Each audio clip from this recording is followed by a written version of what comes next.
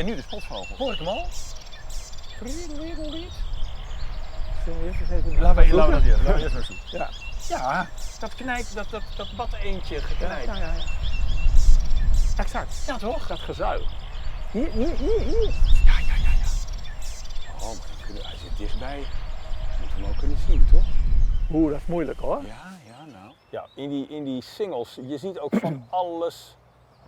van alles bewegen, pimpelmees. Ja, inderdaad. Even een stukje heen lopen. Het geeft ook perfecte dekking, hè, al die stekelstruiken.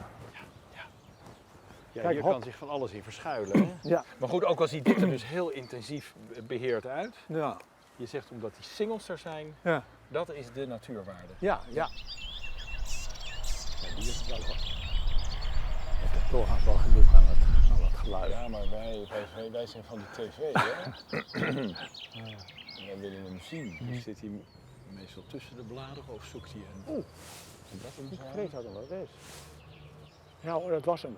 Ja, in die wat opener, Opene eik. in die ja. open eik. Ja. Daar zit hij rechts van het midden. Ja, ik zie hem. Beetje, de kleur van een blaadje. Ja, Ebbes, dank je, Ja. top. Maar hij zit wel echt in het blad, hè? Ja. Oh, mooi hè. Nou, knap dat je hem hebt, hoor.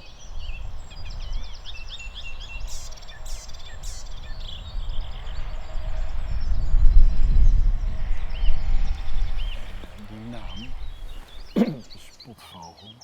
Ja, hij is wel goed in het nadoen van andere vogels. Ja, Daar spat hij mee. alsof hij ze bespot. Ja.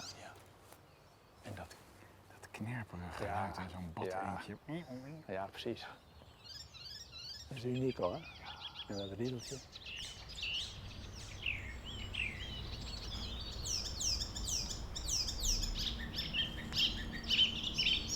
Sinds de jaren 80 ongeveer is die stand hier in de Elsensingels vervijfvoudigd. Oh? En terwijl die landelijk toen 40% achteruit ging. Maar die Elsensingels hebben iets wat ze heel aantrekkelijk maakt voor die spatvogel. Maar je weet niet waar het aan ligt. Nee. Ja. Wat heerlijk, hè, dat er nog zulke raadsels zijn. Ja. Oeh, daar gaat hij weer. Ja, Nou, helemaal naar achter. einde van de show. Ja. Nou, heb je toch een mooi showtje gezien, toch Stijn? Ja, zeker. Hij is net ook even helemaal mooi vrij op het tak toen hij daar waren. Ja, Dat is super mooi hoor. te zien. Ja, mooi. Nou, wat een geweldige ochtend. Die prachtige Ja. landschap.